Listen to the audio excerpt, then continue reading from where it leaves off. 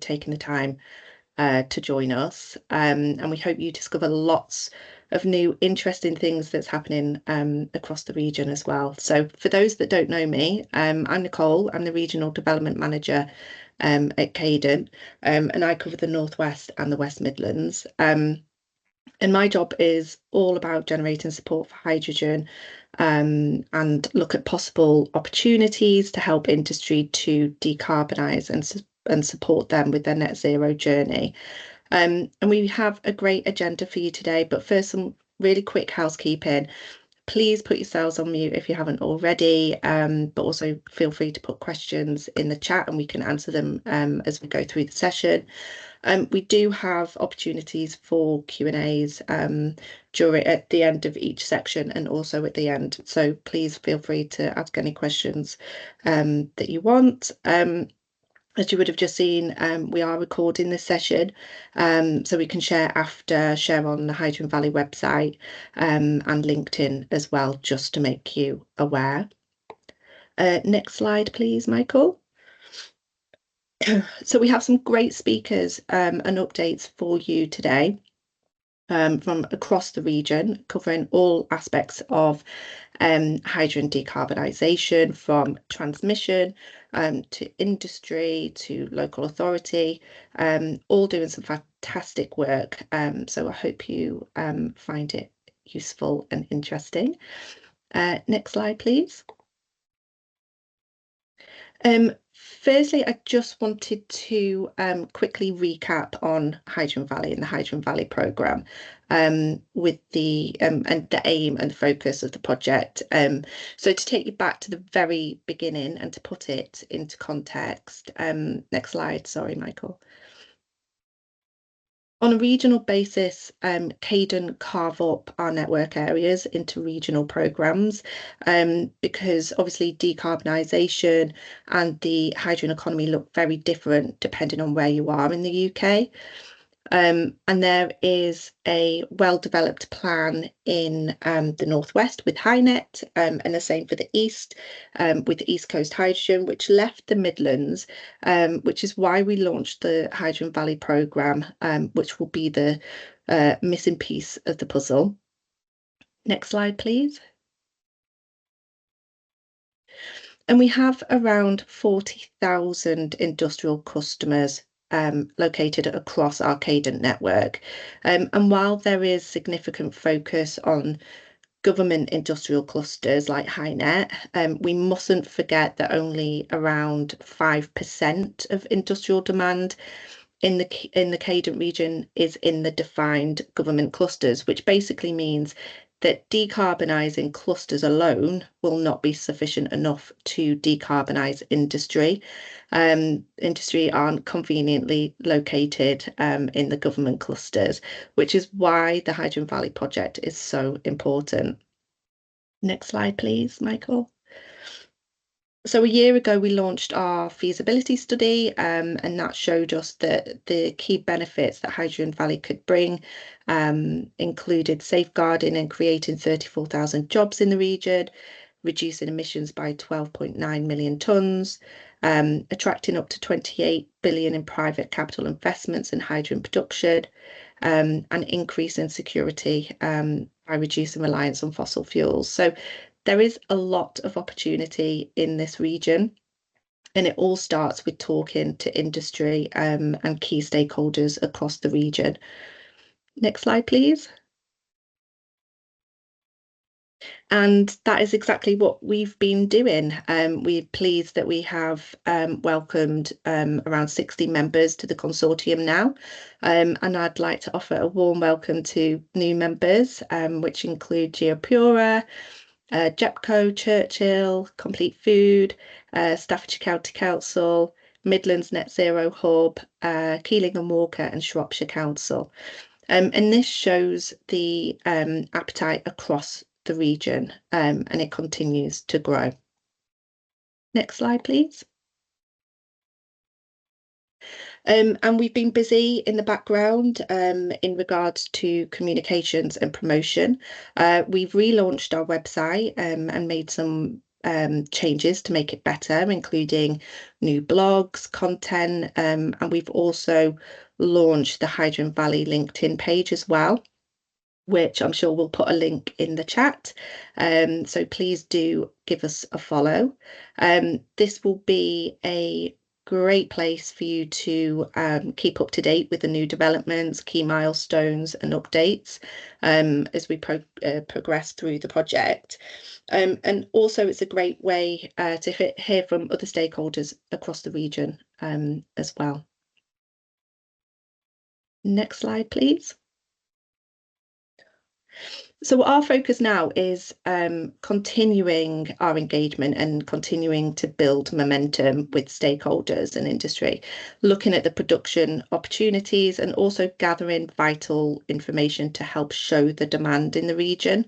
And we're able to use that to clearly show government what the opportunity and the demand landscape looks like in the region.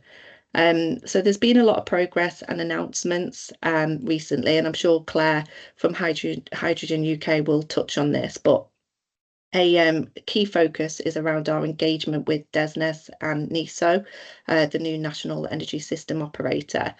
And NESO's role is to bring an independent, impartial voice to energy system planning and operations and looking at it from a whole system approach. So the Hydrogen Valley Consortium is in a fantastic position to be able to showcase the region and ensure that it's included in NESO's thinking and it's on their radar. But to be able to do this, we will need information and insights from industry. So we will be gathering hydrogen forecasts from distribution network scale industrial users that can be shared with NESO. And I'll be in touch directly over the next couple of months about this. And we'll want to know things like how much hydrogen you need over a time period to help paint that picture. And we'll obviously share data sharing agreements as well that keeps the information completely secure and only allows us to share it with agreed parties such as NESO and DESNZ. And like I said, we'll be in touch shortly about this, but it will be a key part of our engagement with NESO to help shape their plans. So that's it from me for now. I'll hand over to Claire Jackson, CEO of Hydrogen UK, who will take us through the latest developments and policy landscape in the hydrogen space. Thanks, Claire. Hi, Nicole. Thanks so much for that. And thanks so much for the invite. It's fantastic to be here and I guess to talk more sort of broadly and widely about hydrogen. I'm not entirely sure who is controlling. Oh, it's Michael controlling the slides. Michael, if you just want to sort of flick forwards onto the first slide. So just a little bit of an introduction to us. So Hydrogen UK, we are the sort of national level trade association. We have 120 something members, I lose count, that sort of cover everything from the sort of companies that are developing production projects or production technologies, companies like Cadent and National Gas and others who are developing the sort of infrastructure, so the networks and the sort of storage infrastructure. And then we also work with companies that are developing either sort of downstream technologies or want to use hydrogen or looking to that. So really sort of nice wide range of different organizations that we work with. But I thought I'd sort of start today with just giving a bit sort of brief introduction to sort of where hydrogen's up to in the UK, the role that it's going to play, and I guess why everyone is so excited about hydrogen. So Michael, if you just sort of flick to the next slide in terms of the opportunity, and to the next slide. So I guess why is everyone really excited about hydrogen? So there's a number of reasons really. The first is, we're obviously doing a big push on electrification. There's lots of things in our country that we can electrify, but there's some things that we just can't. And it just so happens that the things that are difficult to electrify are things that hydrogen is really good at. So this is things like decarbonising certain parts of our industrial sector, decarbonising some of those larger transport applications such as planes and ships. And hydrogen also has a really key role to play in the power sector, which I'll sort of talk about in a minute.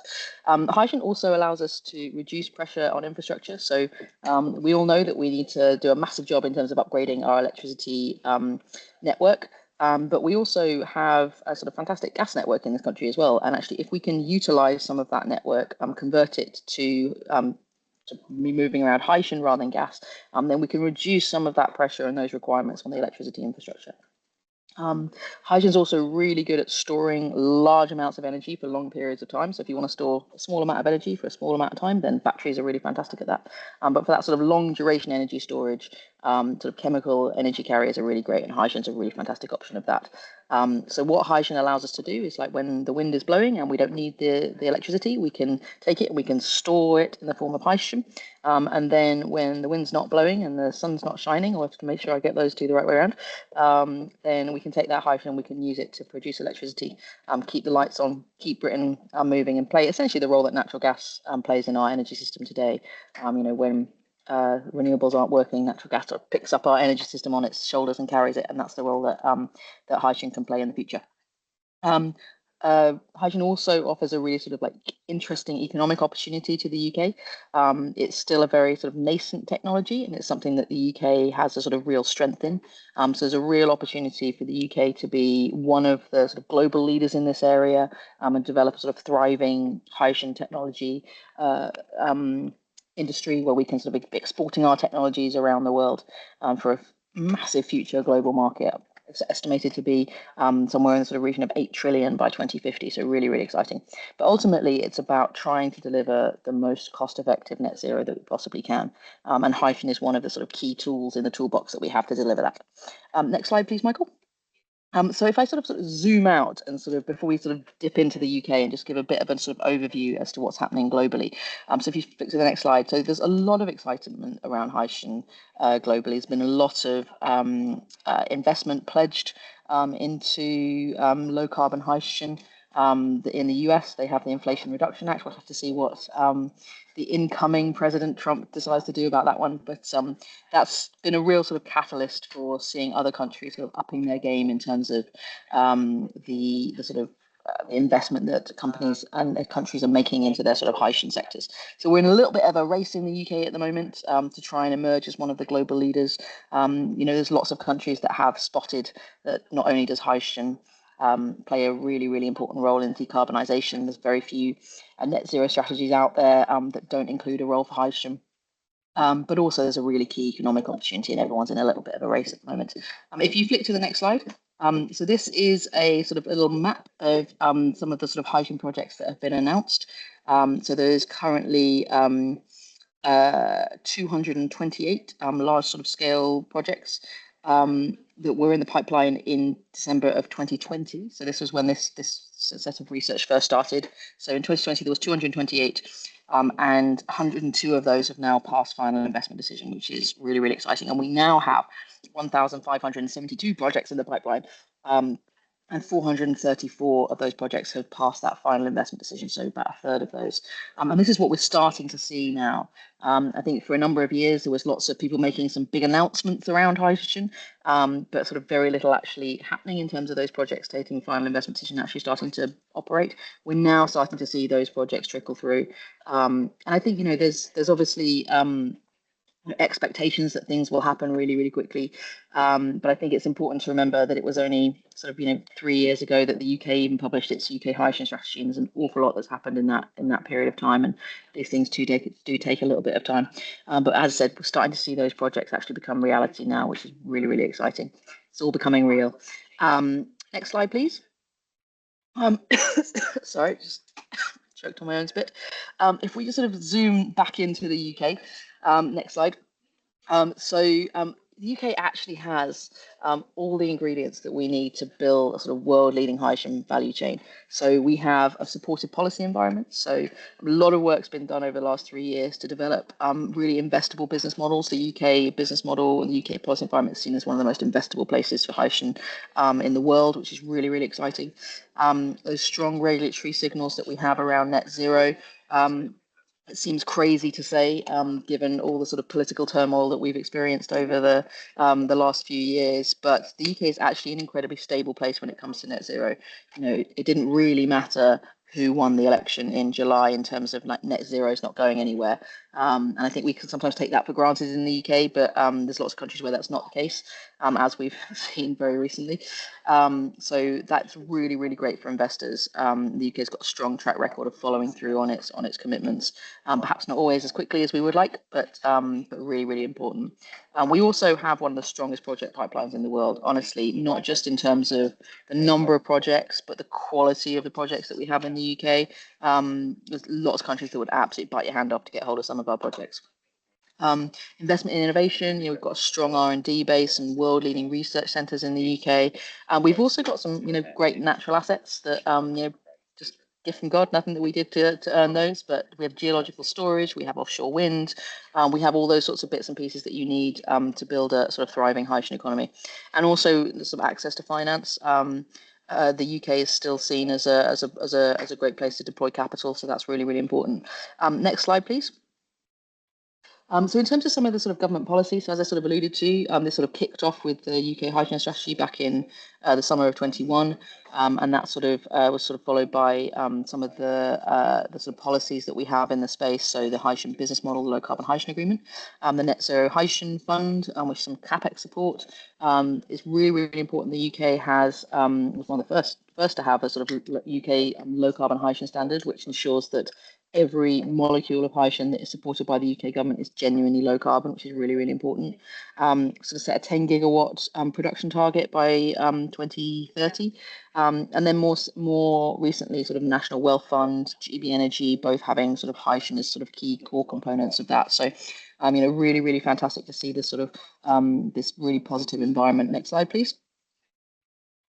And then in terms of our project pipeline, so as I said, we have a 10 gigawatt target in this country. We have well over 20 gigawatts worth of projects in our project pipeline. Obviously, not all of those will come to fruition, but really, really great to see that really strong project pipeline. This is a sort of snapshot of our hydrogen UK project database, which has all of the projects that are in the public domain, which is on our sort of like member website, which is shows a really, really pretty picture, which is great.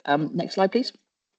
So in terms of the first projects that are going to move, so we have the HAR1 projects, which are the first electrolytic projects that have been selected by the government. I think we will see some sort of good news in terms of some of the contract signing very soon with that. We're hoping that these projects are all going to take final investment decision in Q1 of next year.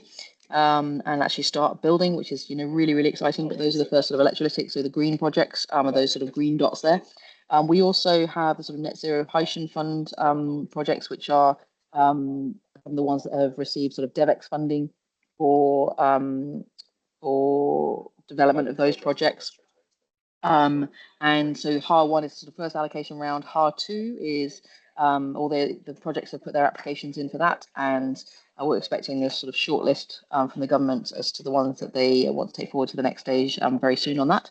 And then we also have our CCUS enabled projects, so our sort of blue projects. The first one of those, which is HyNet HPP1, very creatively named. So that's the first project that is going to take FID, hopefully again in Q1 of next year. So all that funding is part of the sort of CCUS package that was announced in September, if you can remember that. And then our hope is that the sort of BPHGT side project will sort of be hot on the heels. And we're also looking at sort of the expansion of both those clusters in the northwest and the northeast, but also track 2 clusters coming along as well in the Humber and in Scotland. So next slide, please. So in terms of transport and storage, obviously a really, really key part. So it's not just about producers, it's not just about off-takers, but it's also about the infrastructure. And particularly sort of network pipelines and storage are really, really key to rolling hydrogen out at scale.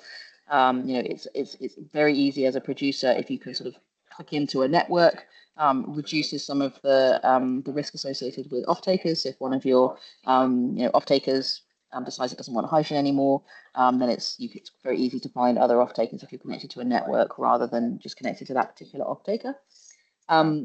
Hydrogen storage is also, really, really essential for certain end-use sectors, in particular power, which we can sort of talk about in a minute with the Clean Power 30 targets is really important. So sort of small scale hydrogen and transport storage was supported under the production business model with HAR1, but won't be under HAR2.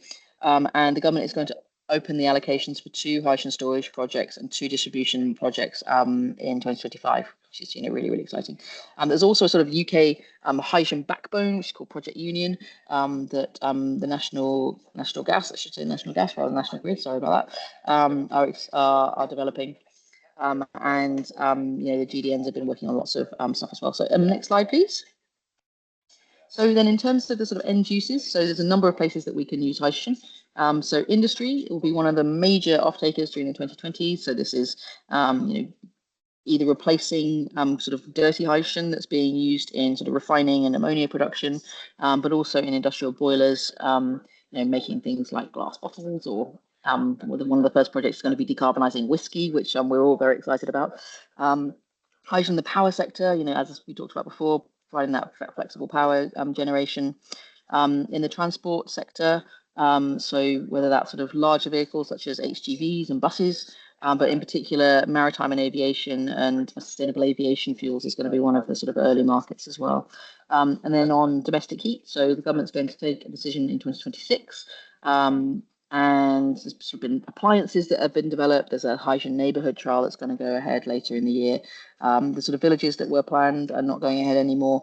The government thinks that it can get the data that it needs to make a decision by 2026. And then in terms of the sort of the new Labour government, just a couple of slides on this from me.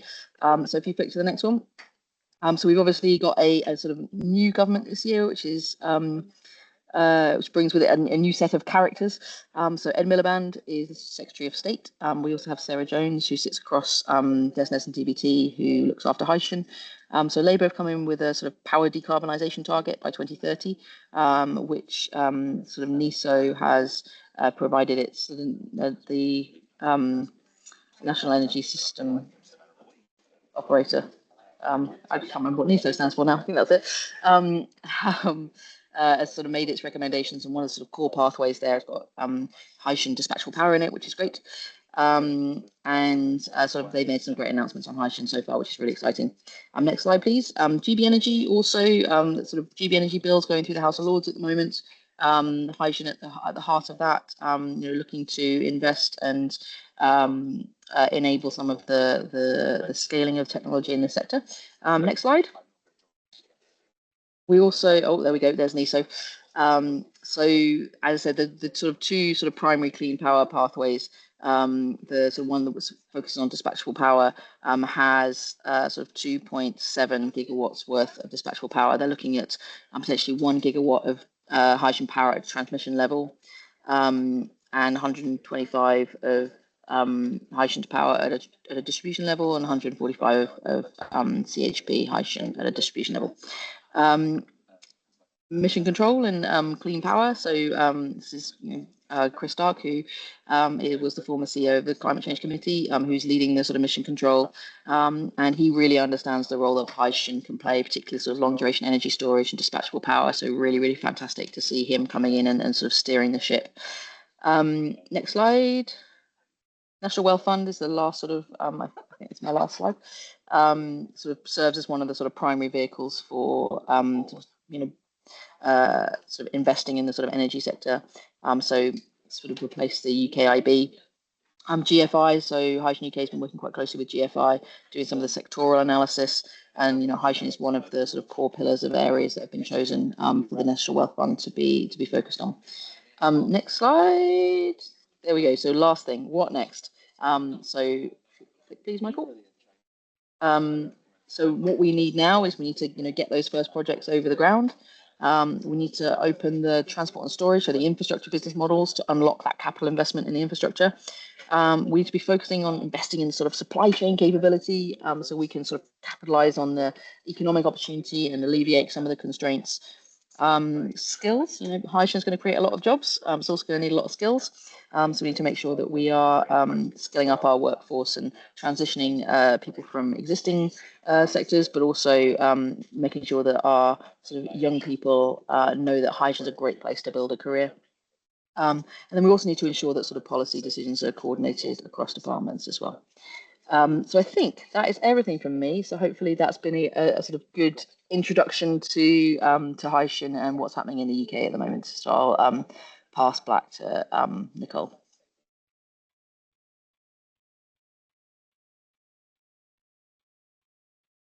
Thanks, Claire. That was fantastic. Thanks so much for that update. Just shows how much is going on in the hydrogen arena. Although it seems slow sometimes, it does show so much progression.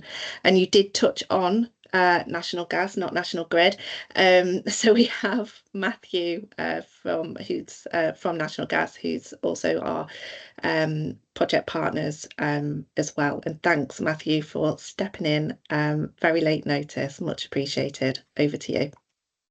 Thank you, and thanks to Claire for doing a lot to frame the needs case for Project Union in her brief presentation there. That was really very helpful.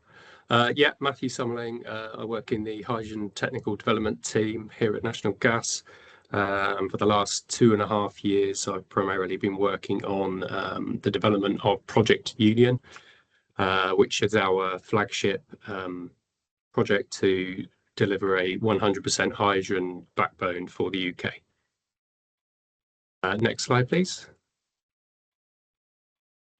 Yeah, so just a brief overview, I will keep this brief, about National Gas and who it is and what we do. So we own and operate the national transmission system.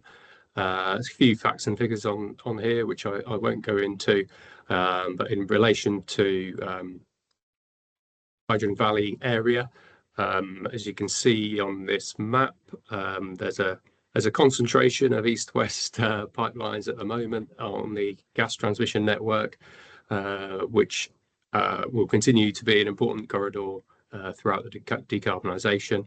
And one fact I will just pull out here, and it's not a well-known fact, and we probably don't shout about it enough, but you know, in terms of the amount of energy that today that the NTS transports and through chemical energy, it's 881 terawatts a year, and that's roughly 3 times the amount that the electricity grid delivers. So it's just serving to demonstrate that delivery of chemical energy is going to continue to be very important, even as we decarbonise the electricity network.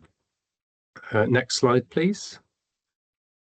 Yeah, so a brief overview of Project Union, and I always have to start with this slide that these routes shown here are for illustration purposes only, but the intention of national grids, even I'm saying national grid still, be 18 years working here. Yeah, the National Gas Project Union project will connect, enable and enable net zero and empower the UK hydrogen economy by creating this hydrogen backbone, which will be 100% hydrogen. We're currently looking at the stage we're at is developing that to be 2,500 kilometres of pipeline.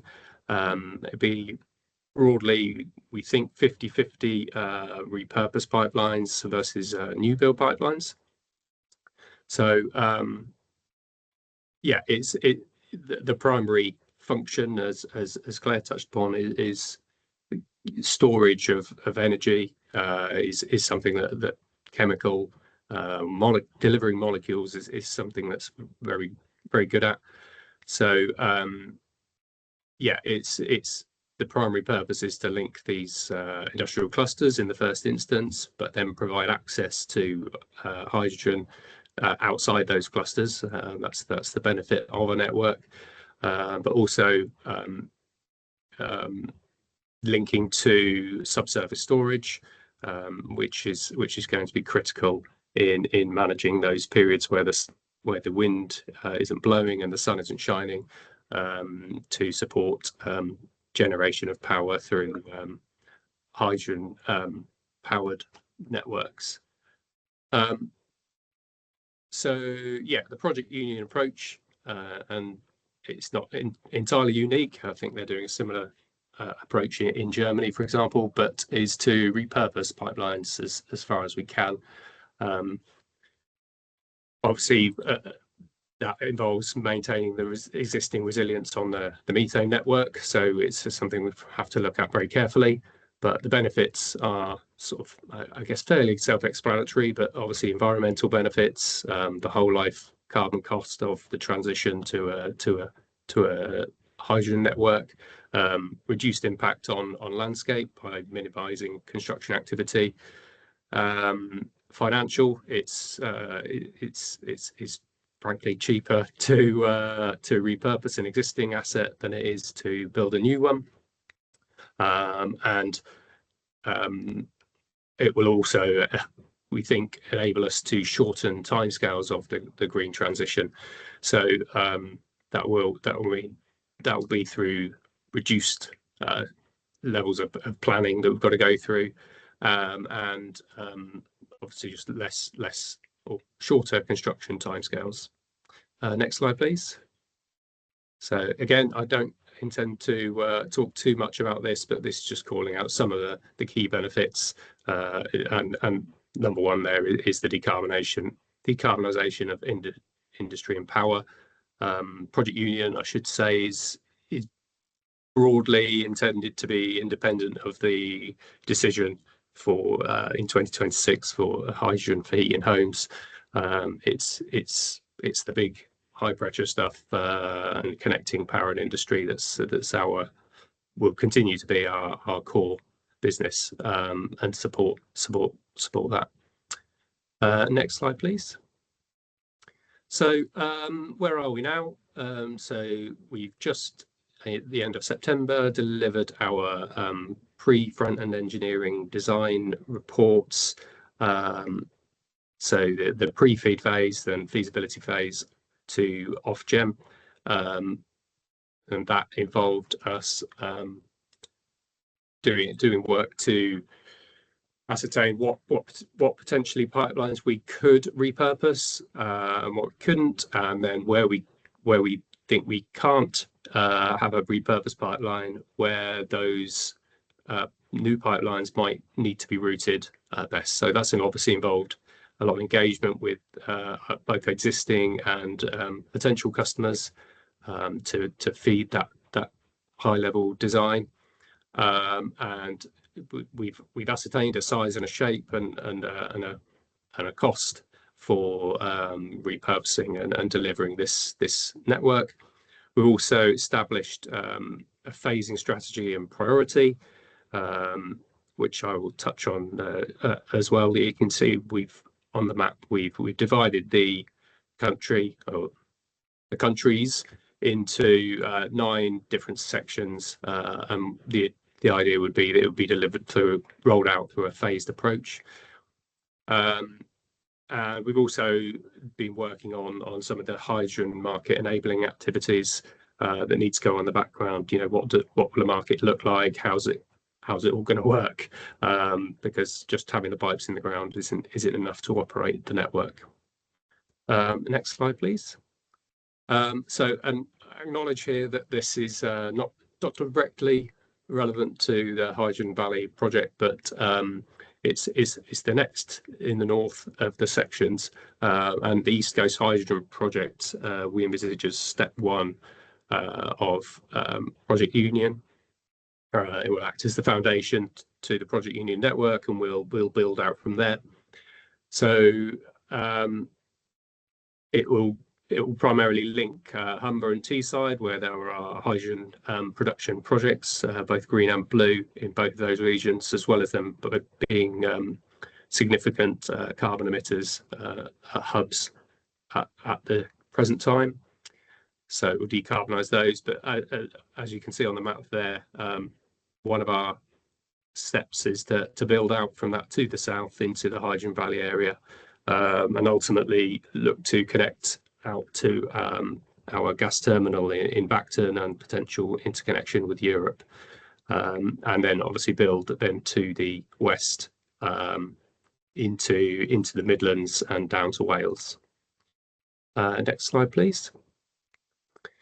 Yeah, so it's just a little bit of an idea about timelines again, where we are now. So the reopen our application for East Coast went in April, and for the next 3 sections that has also gone in. That went in September.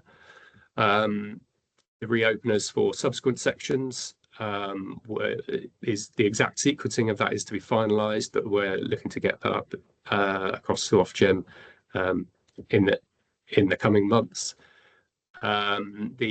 As I said, the pre-feed report for the full backbone we delivered in September 2024, and I should probably highlight that there were no red flags, as it were, raised regarding repurposing to hydrogen. A little bit more on that momentarily when I talk about Future Grid, our other innovation project. We think that it's going to be roughly a 50-50 split in terms of length of repurposing versus new build. We produced some feasible routes, 2-kilometre wide corridors where we think we need to do new build. We've costed and evaluated those based on multi-criteria analysis, including environmental, ecological, insensibility, physical geography, and engineering issues. And we've completed a high-level cost-benefit analysis on repurposing versus new build in each of those sections. So while we're still awaiting decision on that initial reopener we submitted in April for the East Coast section. While we're waiting, we're not standing still. We're carrying out back check and review of all of the routing that we've carried out so far, and we're beginning the handover to the next delivery teams. Next slide, please. Yeah, and this is just a brief summary, and again, I won't go on that in the interest of time. I think I'm running a little behind, so I'll let people read that at their leisure when they get the slide back. Next slide, please. Yeah, and just a brief touch upon Future Grid. So broadly divided into phase 1 and phase 2. Delivered phase 1. And phase 2 comprises broadly compression and deblending. So Future Grid, for those of you who don't know, is our development of our test facility up in Cumbria, where we built a mini network taking assets from the existing national transmission system and testing them for different blends of hydrogen to see what we will need to do to make the transition. Next slide, please.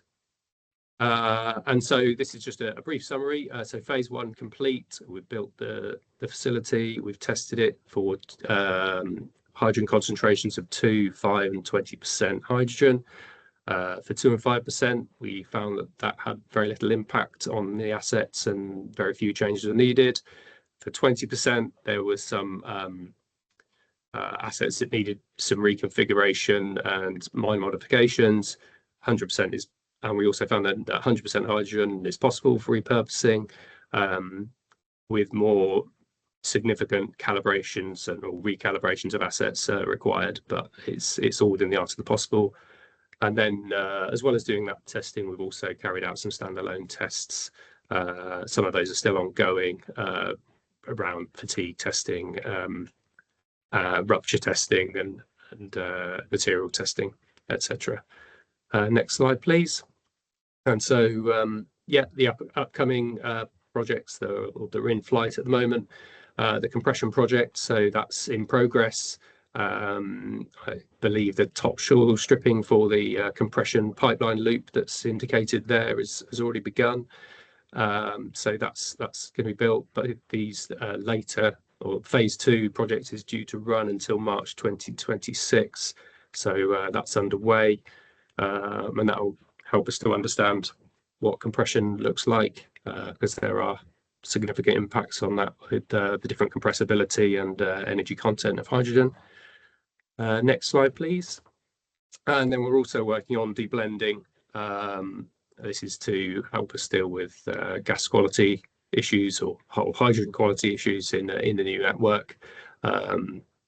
It'll open up also processing potentially for hydrogen that's been transported through our network, which, having been repurposed, they're maybe some pickup from other things that have been through it, and clean it up to bring it up to the required grade, for example, for fuel cells. And I think that's me done. Yeah. Apologies for overrunning slightly. That's okay, Matthew, don't worry. So we do have a really great question you have in the chat. You before I hand over to Chris, but you have touched on this already. So Henry from Wales and West is talking about prioritisation in terms of the different regional projects from a national gas assets point of view, and how the Hydrogen Valley region fits into that. You talked in terms of East, but how, from a national gas point of view, how do you prioritise when it comes to other regional projects? It's by customers and the amount of need partially. It's our intention to deliver all of it, but in terms of phasing, that will be limited in terms of timescales to hydrogen on dates, gas on dates, by construction timelines and planning timelines. So where we are unable to repurpose pipelines, those timelines will naturally be longer. So yes, I can go as far as to say it's definitely there's more scope for repurposing in the north of the country, simply because of the way the NTS was built, to bring gas from the North Sea, to the south and the demand centres. There is more flexibility in the north of the country for us to repurpose than there is in the south and the southwest. But those things are still being ironed out in terms of exact details, how far we can repurpose, etc. And naturally the East Coast has ended up going first because it's the most advanced. It's got a couple of the HAR1 and HAR2 projects, and we're just and then we'll build out from there. So brilliant, thank you, Henry. I hope that's answered your question. If not, just I'm sure Matthew's sticking around if you want to have a chat online. I'll hand over to Christopher now, who's going to give us an update. Christopher's from National Gas Metering, and this is a great opportunity to hear some demonstration and some hydrogen aspects in real world. It's actually happening. Over to you, Chris. Nice one. Thank you, Nicole. Good afternoon, everybody. So as Nicole says, I'm Chris Wood. I'm the Hydrogen and Innovation Lead for National Gas Metering. So if you just go to the next slide, I'll just talk a little bit about who National Gas Metering are. So if we're part of the National Gas Group, and we're wholly owned by National Gas. So if National Gas Transmission look after the front end of the network, if you like, the high pressure transmission, transportation pipelines, we kind of sit ourselves in I guess at the other end of the network. So after the distribution network, in between the network end and the consumer pipe work. So we provide gas metering equipment at the moment, so traditional gas metering equipment. We've got about 5.3 million assets distributed across the UK. We pride ourselves on our customer service. We're accredited to multiple different bodies and have particularly high safety standards. And in terms of what we offer design, construction, installation, commissioning, and whole asset life management of those metering assets. So if we just go to the next slide. So yeah, just to kind of paint the picture really of what those assets are. So we own everything from small domestic metering installations. Today you've got a pressure regulator and a U6 diaphragm meter. And if we just click along on the slide, you'll see that we go right up to some large industrial metering applications where we feed the gas from the end of the network, which is typically the distribution network, through to the downstream consumer, which can be, anything from kind of brickworks, large steelworks, other critical infrastructure like power stations, vaccine distribution centres, all that sort of good stuff. So we kind of sit in that space, as I mentioned, end of the network, in between the consumer pipe work. And in there, we kind of provide pressure reduction services to make sure that the customer gets the pressure that they need. On natural gas, we will offer preheat services. So if that pressure is cut considerably from the network pressure to what they need, then obviously we need to preheat the gas and to take into account the Joule-Thomson effect, any associated safety equipment, telemetry equipment, and then obviously the meter as well. So that's kind of where we are as a business from a natural gas perspective. But if we move on to hydrogen on the next slide, we obviously saw that there's an opportunity really for us to operate in this space. So bringing our kind of core offerings of what we do on natural gas, a legacy in terms of the engineering heritage and the capability of our people and our brand. And we saw hydrogen as an opportunity for us to offer services, offer products. And we really started that journey by this hydrogen strategy, which was to build our capability. So we've been working in this space now for a good couple of years, and in that time, our knowledge as a team has grown considerably. We've built a demonstrator facility, which I'll talk about a bit more in a moment. We've run a number of feasibility studies, developed a lot of associated risk models. As I say, safety is our priority, so we're really conscious that we want to make sure we bring a lot of that into the hydrogen space. And we've done a lot in terms of product development, looked at our supply chain relationships, worked closely with very long-term supply chain partners, where we've looked to develop a lot of the assets and the products that we will look to offer in the future. And also kind of done a root and branch review of our business model to make sure that whatever we offer in hydrogen in the future will meet what the consumer needs going forward. And we're also conscious about our presence as well. So we're often overshadowed by our big brothers in transmission, and national gas metering has often been a kind of silent partner in kind of energy transition projects. But now that we're kind of working in the hydrogen space and working on some really interesting and innovative stuff, we're in the realm of building quite close strategic partnerships with a lot of hydrogen producers and working with a lot of our customers, our current customers on natural gas who want to convert to hydrogen. So working very closely with them. We've done a lot of hydrogen network events, and we're about to launch a new brand, a new kind of service identifier, which we'll go to the next slide, is known as Hydrogen Solutions. So very conscious that national gas metering doesn't really say much, other than if you're in the industry, you know kind of what we do. But what we wanted to do in hydrogen was offer more than just meters. So as I say, we've got a core capability of gas infrastructure. And then if we go on to the next slide,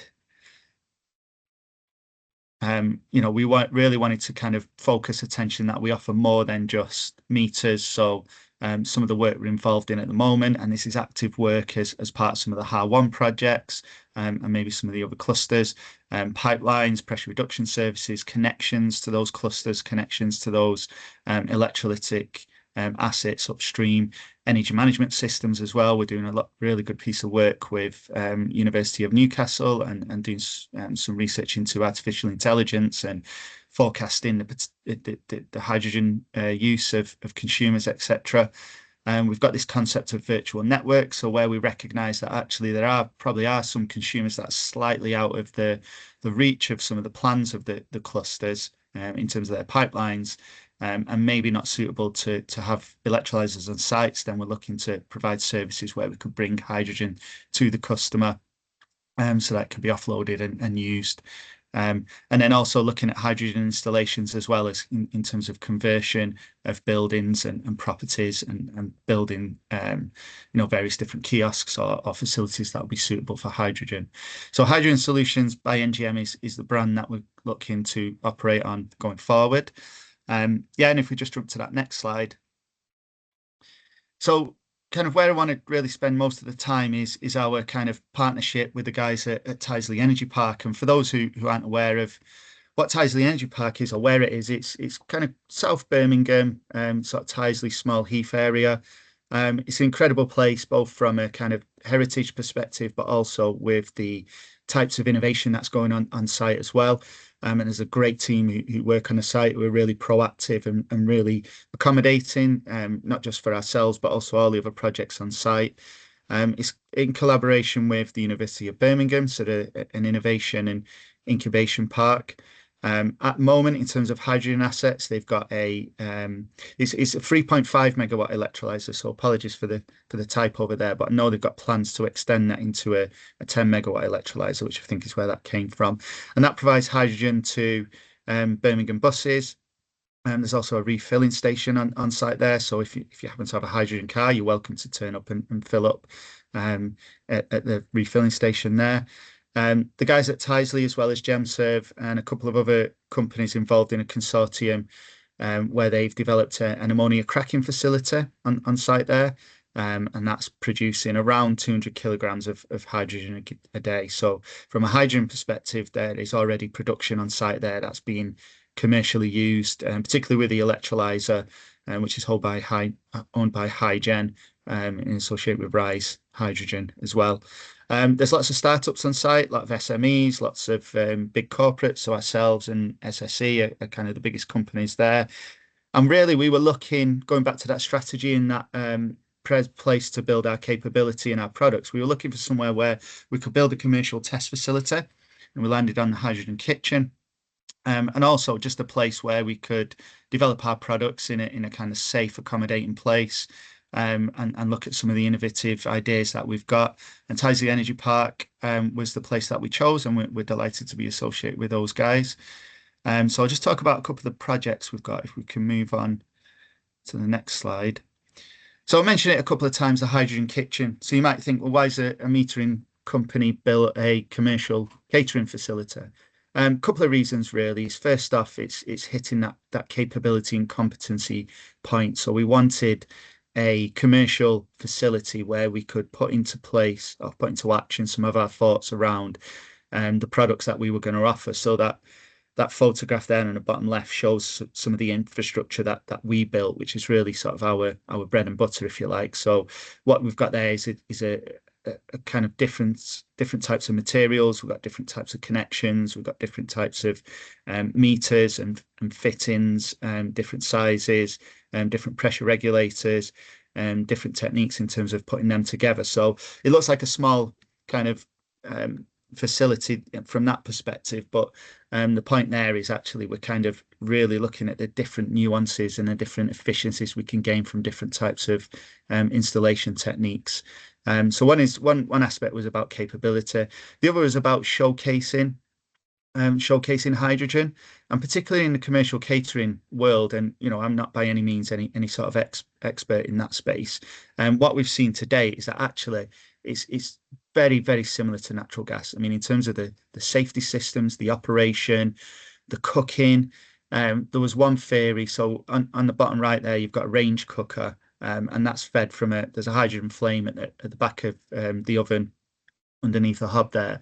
And one kind of theory before we put this together was actually hydrogen might not cook pastries very well, because as you burn hydrogen, it gives off water vapor. And then if you put kind of pies and pastries in that sort of oven there, they're not going to become as flaky and as crispy as they would do under the kind of gas oven.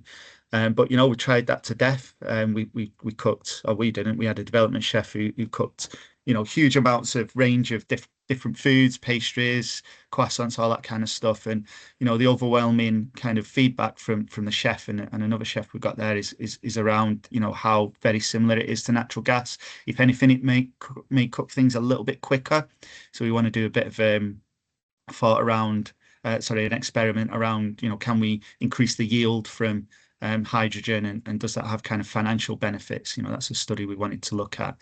But we didn't do it by ourselves. We worked with Tyseley Energy Park as the landlords, and as I say, really good team there, really helped and supported us find the right space, and supported us in terms of the landlord provision. Falcon Food Services had already developed the appliances as part of High for Heat, so we worked with them, and we provided meters from Metersit and Pietro Ferrantini, and then Enertech acted as a kind of technical and safety consultants. But the final reason we built this kitchen as well was to support the community. So what we were very conscious of is that if we're going to use hydrogen to do lots of testing and put high flows through meters and put the appliances on, etc., we didn't want to just waste that hydrogen. So we teamed up with a charity called Active Wellbeing Society, and they actively use the kitchen on a regular basis to provide food to local communities that need kind of food services. So we're talking sort of homeless shelters, domestic abuse shelters, children's meals during school holidays, all that sort of stuff. So, it's been a real fantastic project to be involved in and to lead, and as well as kind of technical outputs and showcasing what hydrogen do. We were fortunate that we were able to support the local community as well, which is one of the big aims of ourselves and our partners and Tyseley Energy Park as well. But if we go to the next stage, so we're not stopping there. So I mentioned we've got a couple of sources of hydrogen on site.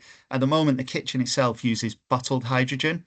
It's grey hydrogen, so it's not best for the environment. We bring it in big diesel trucks from the northwest somewhere, so it's not a great story when we start to get into the detail there. It gives us a kind of outlet to develop the technology, but really we want to do better.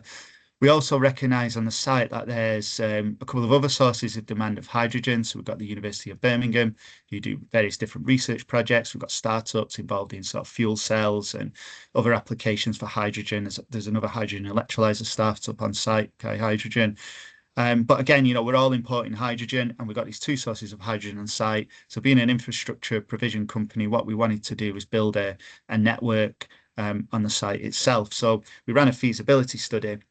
And what came out of that is that, again, this could be a fantastic case study for what the art of the possible could be when we start to think about the use of hydrogen in commercial settings. So some of the bullet points there sort of point to, commercial heat. So there's offices on site, there's an innovation centre, there's kind of retail type warehouse space on Tyseley Energy Park where space heating would be appropriate. So there could be really interesting use cases looking at hydrogen in those aspects. There's various different companies on site. They're looking at building an anaerobic digester, which again could use hydrogen to support some biogenic methane production. There's a magnet recycling company on site that uses hydrogen as part of their process to break down magnets, which we're looking to provide. There's the mobility and refueling aspects that come with the electrolyzer and the refueling station, and then there's the commercial catering. And the project that we're kind of leading with Tyseley and with some of the other partners on site there is to think about how we can bring all that together and to provide that infrastructure to link it all together so that we can start to explore a lot of these use cases in kind of in a real world setting, as Nicole has mentioned, and start to get really important consumer feedback.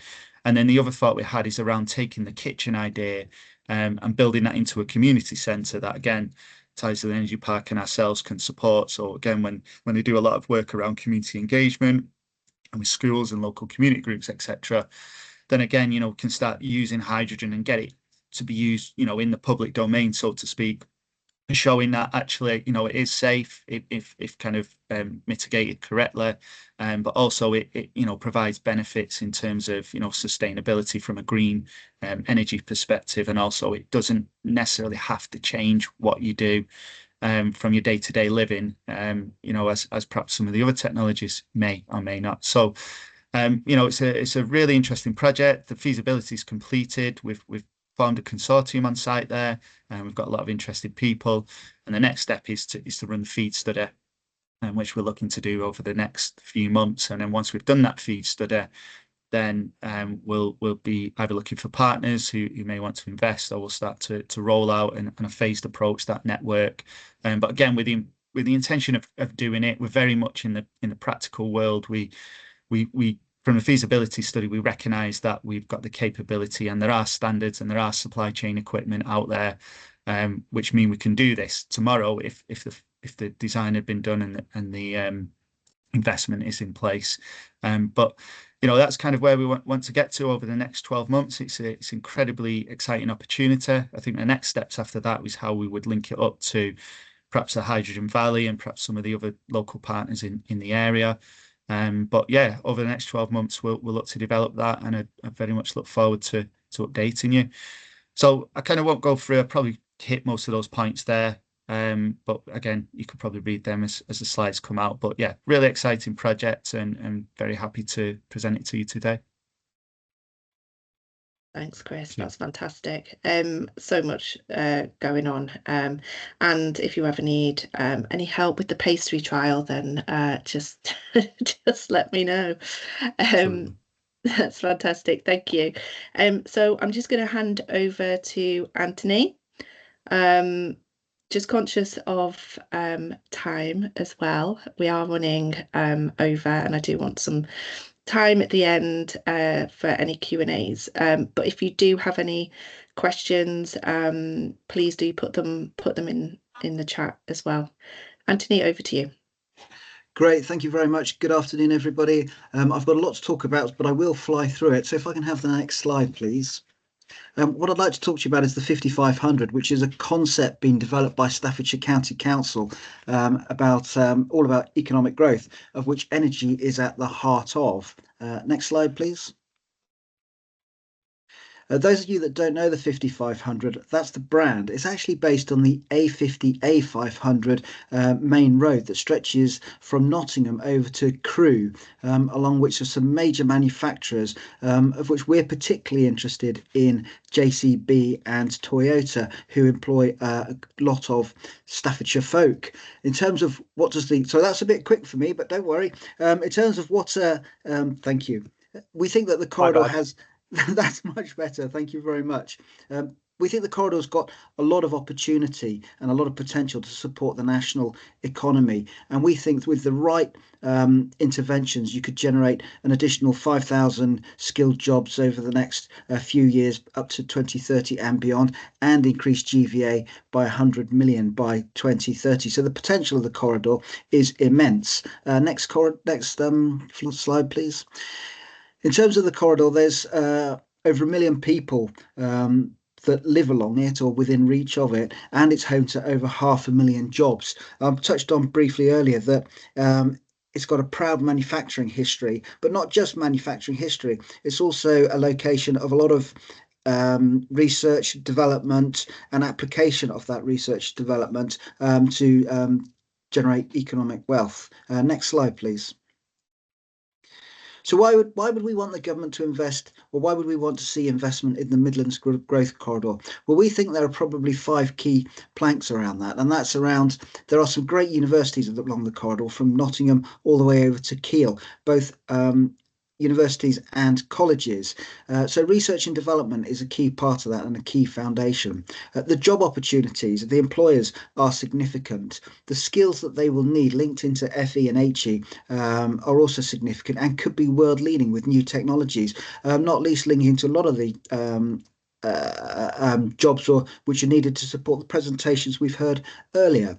And of course, a lot of all this economic growth needs to be supported by infrastructure, which in turn will lead to, all together will lead to economic growth. And along the corridor, I've touched on, there's Toyota, Michelin, Rolls-Royce, JCB. These are all major manufacturers, major employers, and it seems right to look to support them to make sure that their investment decisions are made on the basis of the 5500 being a corridor of choice for them, and it makes an easy investment decision that they want to stay there, they want to grow, they want to be innovative, and they want to employ local people. So we think the Midlands Growth Corridor is a really important corridor, and one that the government, public sector should be supporting the private sector to take forward. Next slide, please. So why would Staffordshire County Council want to support a pan-regional project which stretches beyond our borders? Well, a lot of the A50, A500 runs through our county, and in our view, and it's borne out by independent studies, not least done by Midlands Connect, the regional transport body, that the A50, A500 is substandard, and for such a major arterial route, it needs to be addressed. This is the McDonald's roundabout near JCB. But you can't address it in isolation. You need to look at more than just the infrastructure. And those are the 5 concepts I touched on briefly around skills, which we think create the value which justify the investment in the infrastructure. Next slide, please.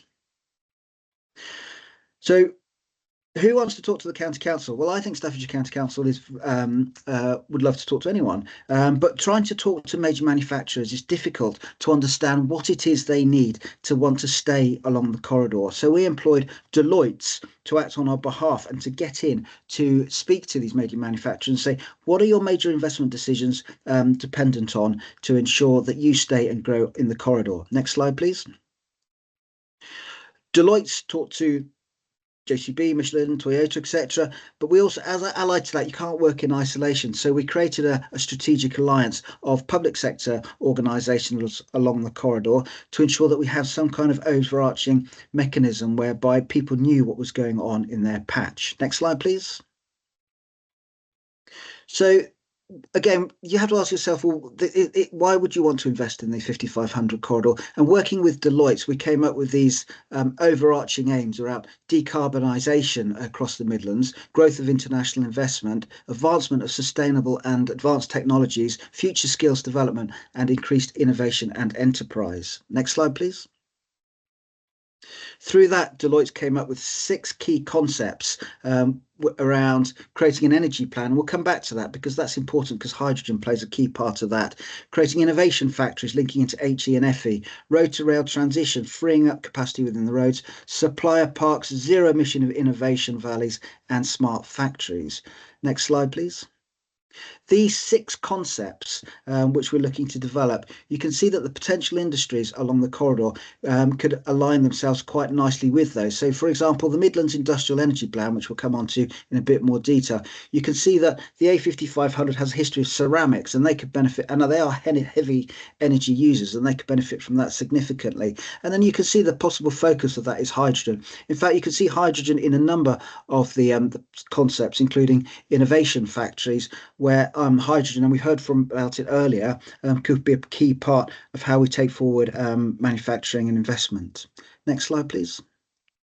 So I'm going to fly through these. So these are these 6 concepts that Deloitte came up with, talking to the private sector. And the first one is to develop a Midlands energy plan, which is all about developing a localised clean fuel supply to power industrial processes and decarbonise operations. Next slide, please. A net zero innovation corridor with the objective of creating infrastructure, including charging points, research and development around hydrogen production, and support zero emission vehicle manufacturing. Next slide, please. Promote road to rail off the back of existing investments, including the East Midlands Intermodal Park and the emerging West Midlands Intermodal Park, to promote and enhance existing rail freight interchanges, thereby taking traffic off the road and creating more capacity. Next slide, please. Innovation factories, creating an ecosystem of innovation through cross-sector collaboration and business development. We've touched on it. I touched on it earlier. There are some great universities along the corridor, in particular Keele, and we really need to work closely and build the relationship between industry and the universities more than it already is. Next slide, please.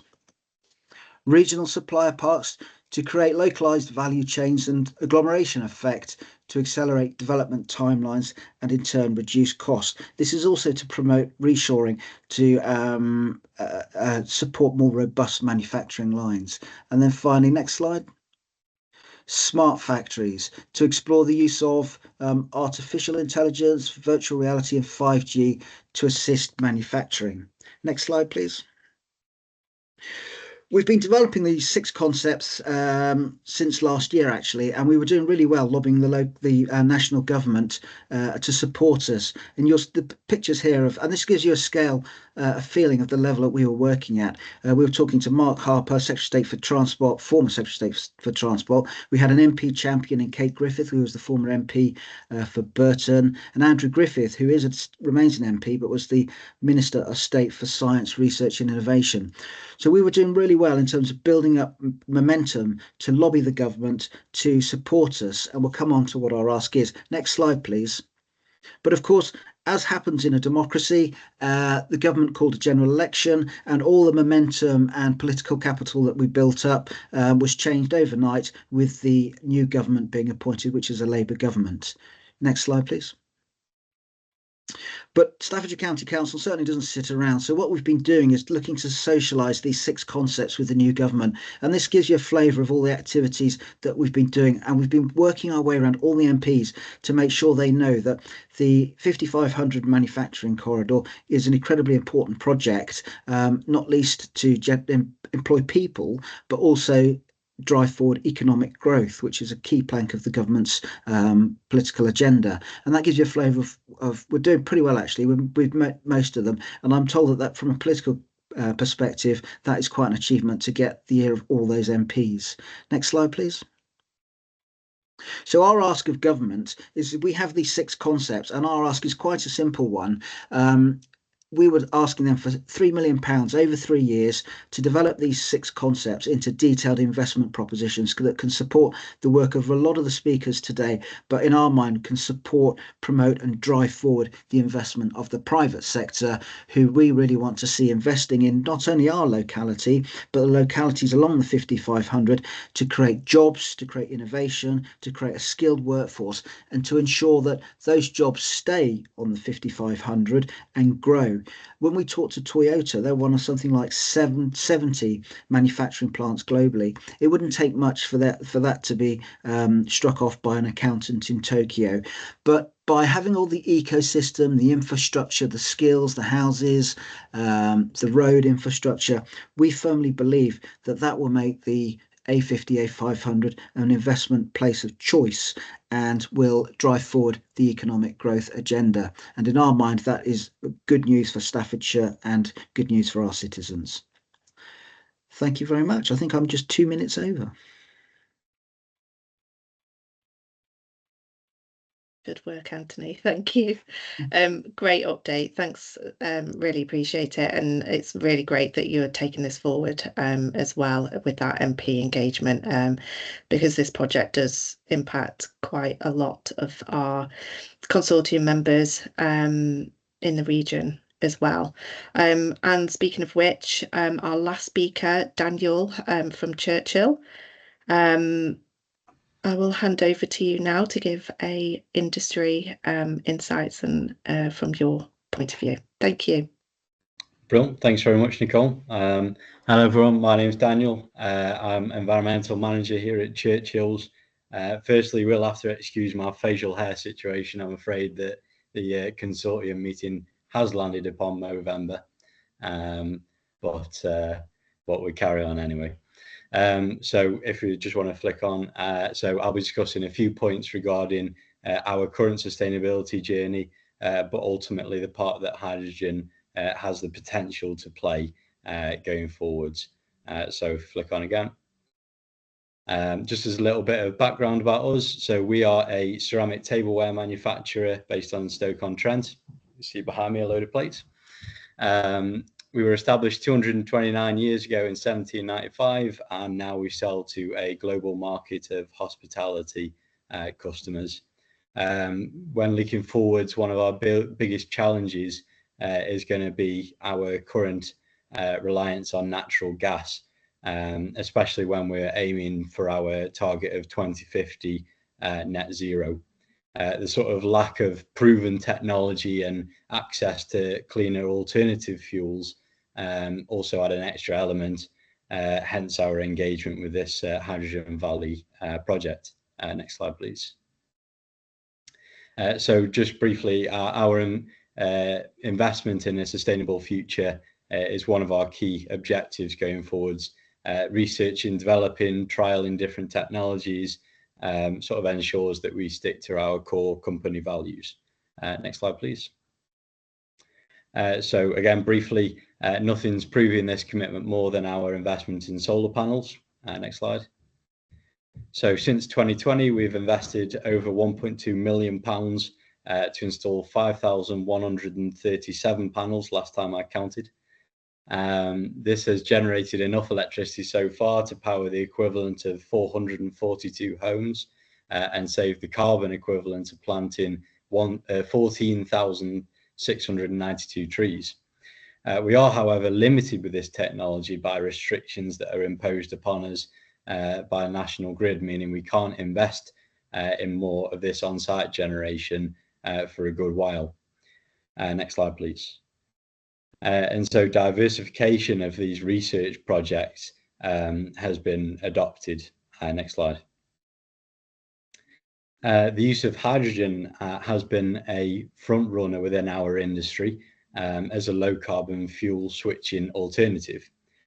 Past and ongoing projects by hosted by Ceramics UK, our industry body, have allowed us to test its capabilities, its effectiveness in our firing process, resulting in us producing what we believe to be the first fully vitrified hydrogen fired plate. So it's a bit of a proof of concept for us to then unlock future plans, ambitions. So when looking to the future, obviously we can't help but acknowledge some of the challenges which hydrogen may possess. The accessibility of large-scale hydrogen infrastructure directly to site is not yet established. The storage of hydrogen on site obviously comes with its own set of challenges, and self-generation can be an intense option on electricity use. But it's for these reasons that we're excited to hear the opportunities that the Hydrogen Valley project can open up for ourselves and many other businesses within our area. And so it sort of increases the viability of hydrogen as sort of a main fuel switching potential. I have gone through this very quickly to try and save time for the Q&A. So that's sort of all I've got on my slide. So Nicole, I'll hand back to you. Thanks, Daniel. I absolutely love the hydrogen plate. Love it. Well done. Thank you. Another view of it. Cheers. Marked with a H, just so we don't mix it up. Oh, fantastic. So yeah, it's really great to see. I mean, obviously, the challenges are there, but that's what, as you said, that's what the consortium is all about. Obviously, Ceramics UK are doing some fantastic work. You've got Glass Futures as well, doing trials and demonstrations, and that is all around looking at what the opportunities are and trialing and overcoming those challenges. So that's really helpful. Does anybody on the call have, particularly from industry or anybody that wants to ask Daniel or any of our speakers any questions? Now is your opportunity, or you can put them in the chat. I'll give you a couple of minutes to have a think.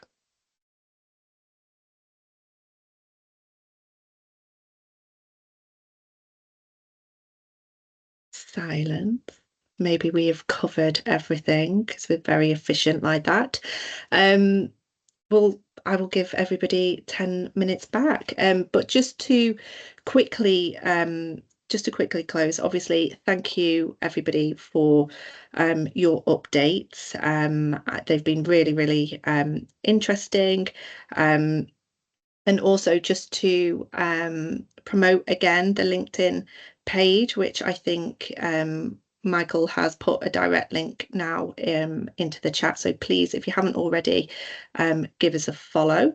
And also just to recap as well, as I mentioned at the beginning, we will be getting in touch with consortium members to start to gather that vital information, and we'll be sharing these slides after, and we'll hopefully be holding the next session in the new year. So if you have any desire to come and give an update, if you're a new consortium or a founding consortium member, then please do get in touch. And if you need anything in the meantime as well, please do let me know. Thanks again for the speakers, and for your continued support and contributions as well.